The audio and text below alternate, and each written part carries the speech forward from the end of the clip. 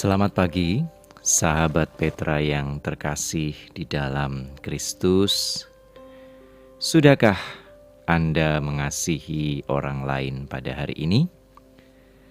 Nah, pada embun pagi hari ini, Selasa 24 Oktober tahun 2023, kita akan bersama-sama mengawali hari kita dengan barang sejenak merenungkan sebagian dari sabda Tuhan.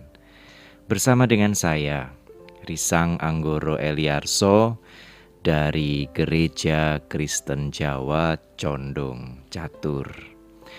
Adapun tema renungan kita pada pagi hari ini adalah tidak ada perkecualian, yang didasarkan pada sabda Tuhan di dalam Kitab Bilangan pasal 12 ayat 1 sampai dengan 9. Sebelum kita bersama-sama membaca, mendengarkan serta merenungkan sabda Tuhan, mari kita bersatu di dalam doa memohon pertolongan Tuhan.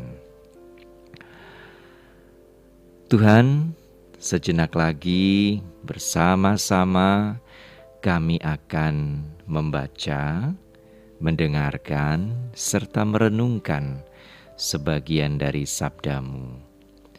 Tolonglah kami, sehingga di dalam segala keterbatasan kami boleh memahami kebenaran sabda-Mu.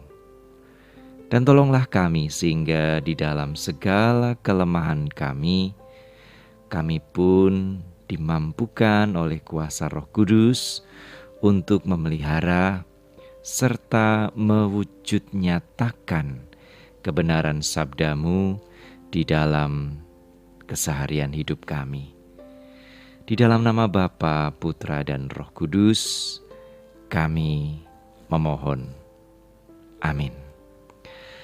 Sebagaimana saya sampaikan tadi, bacaan kita pada hari ini diambil dari Kitab Bilangan pasal 12 ayat 1 sampai dengan 9. Perkenankan saya untuk membacakannya bagi kita semua.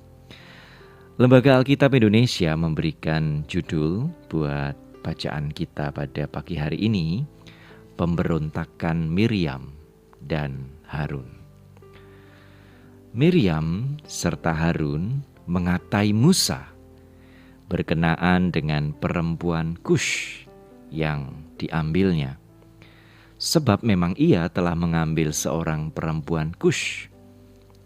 Kata mereka, "Sungguhkah Tuhan berfirman dengan perantaraan Musa saja?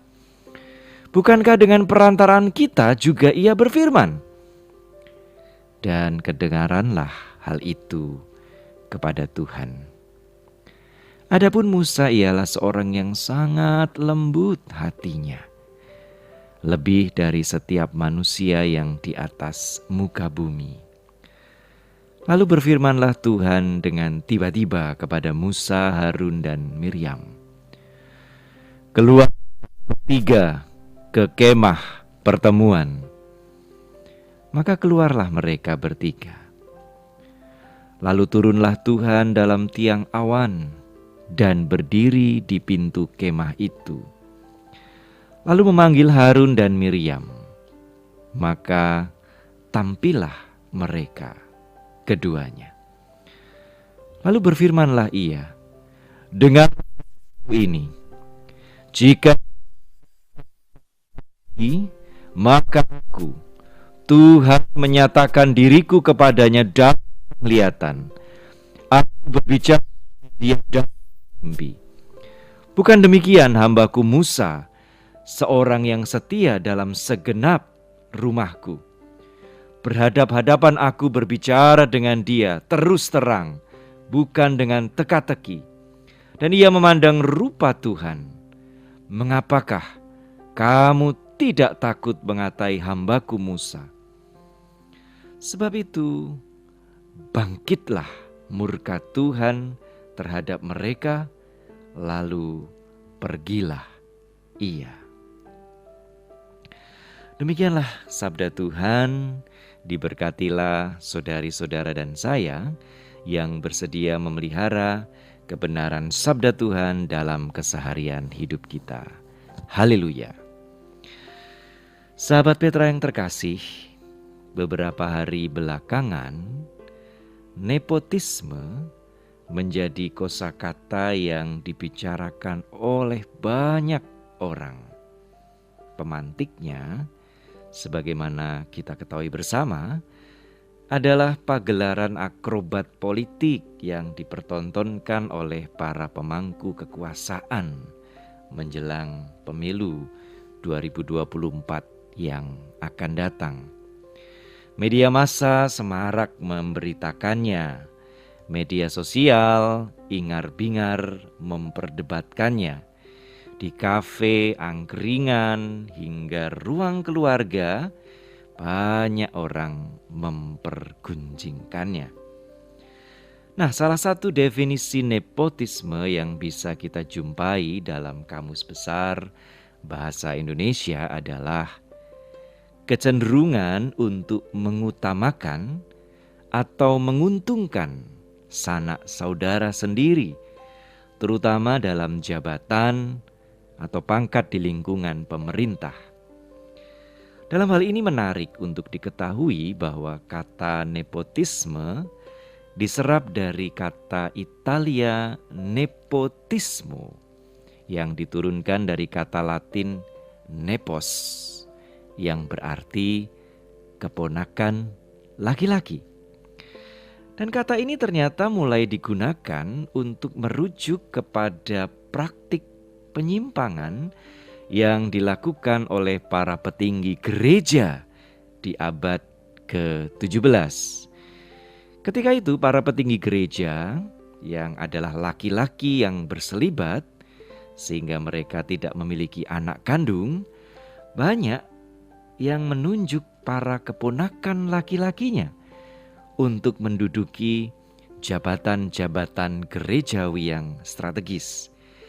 Salah satu contohnya adalah Paus Calixtus III. Ia melakukan praktik nepotisme dengan menunjuk 2 keponakan laki-lakinya menjadi uskup. Salah satunya yakni Rodrigo di kemudian hari bahkan menjabat sebagai paus, yakni Paus Alexander yang ke-6. Kita yang tidak mengalami amnesia atau kepikunan sejarah tentu tahu persis bahwa pemberantasan praktik nepotisme adalah cita-cita gerakan reformasi. Sejarah Orde Baru menunjukkan betapa praktik nepotisme biasanya bertaut erat dengan 2 praktik yang merusak lainnya, korupsi dan kolusi.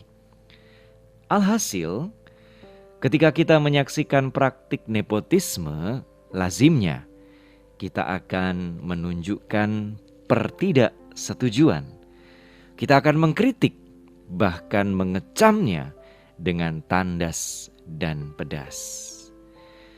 Sahabat Petra yang dikasihi Tuhan, pertanyaannya adalah bagaimana jika kita sendiri yang mengalaminya? Bagaimana jika yang melakukan praktik nepotisme justru adalah orang-orang terdekat kita? Bagaimana jika kita sendiri justru diuntungkan oleh praktik nepotisme?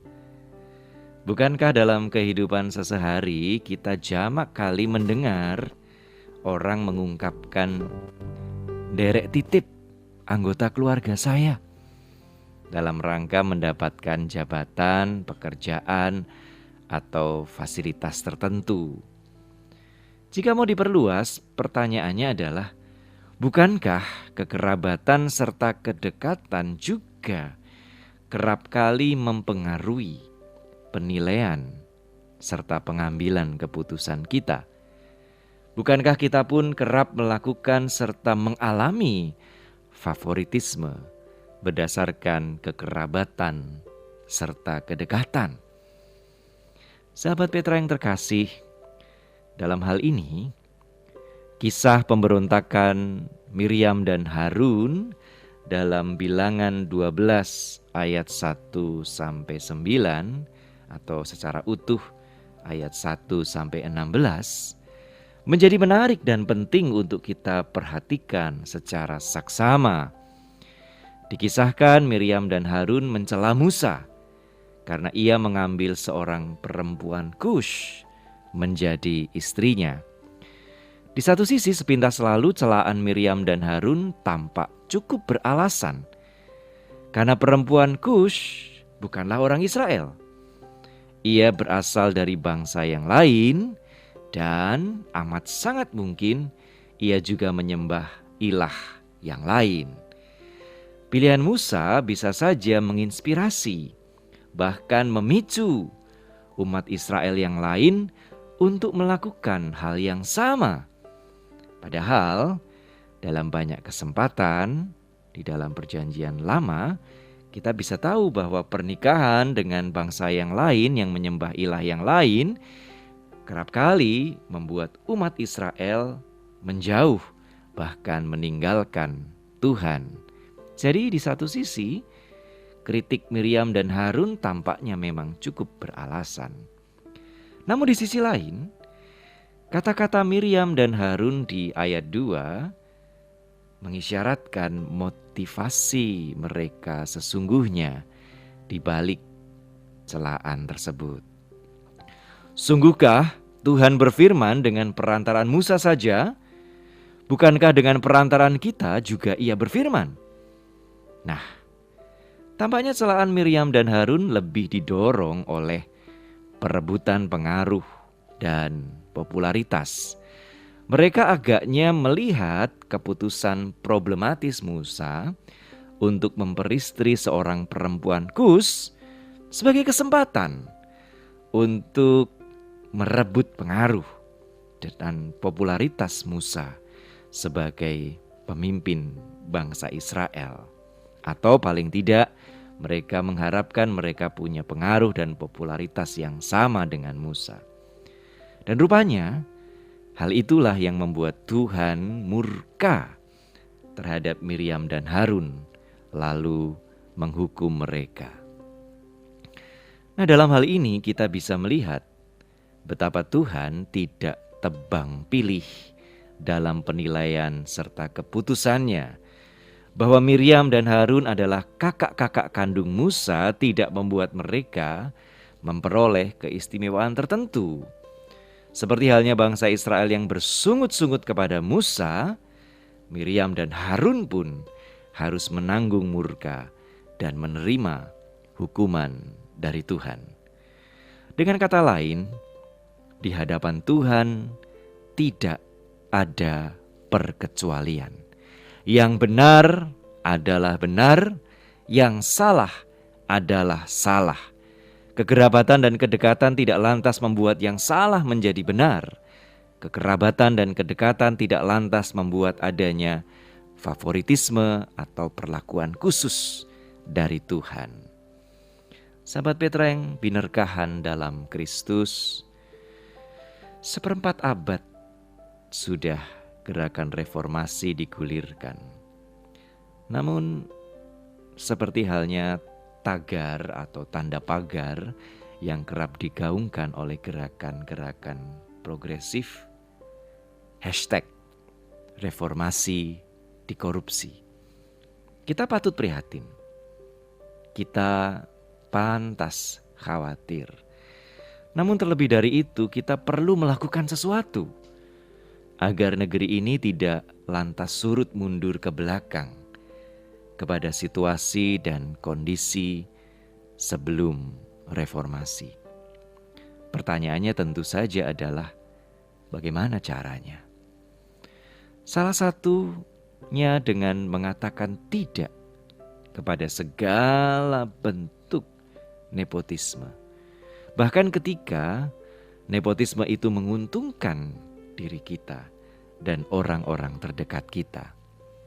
Marilah kita belajar dari Tuhan yang tidak memberikan perkecualian ataupun perlakuan istimewa kepada Miriam dan Harun hanya karena mereka adalah kerabat dari Musa, hamba yang begitu dikasihinya. Dan marilah kita belajar untuk tidak membiarkan kegerabatan dan kedekatan mengkeruhkan serta mengaburkan penilaian dan keputusan kita. Biarlah penilaian serta pengambilan keputusan kita terutama dan pertama-tama dipandu oleh nilai-nilai moral. Marilah kita memulainya dari diri kita sendiri dan keluarga kita.